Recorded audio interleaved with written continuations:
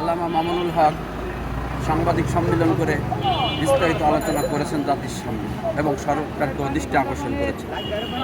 আজকে আমাদের এই বিক্ষোভ মিছিল এবং সমাবেশের মিছিলের পূর্ব যে সমাবেশ হয়েছে সেখানে আমাদের সংগ্রামী মহাসচিব মৌলানা জালালউদ্দিন আহমদ সাহেব আপনাদের মাধ্যমে জাতির কাছে এবং সরকারের কাছে পৌঁছানোর জন্য উনি সুনির্দিষ্টভাবে আলোচনা পেশ করেছেন।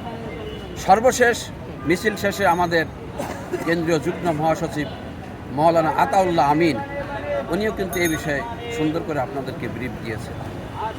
আমার মনে হয় এই বিষয়ে কথা জাতি এবং সরকারের কাছে স্পষ্ট আমরা করতে পেরেছি এবং নির্বাচন কমিশনার এবং সরকারের কাছে আমরা লিখিত আকারে এ ব্যাপারে আমাদের দল সুস্পষ্টভাবে মতামত ব্যক্ত করেছে।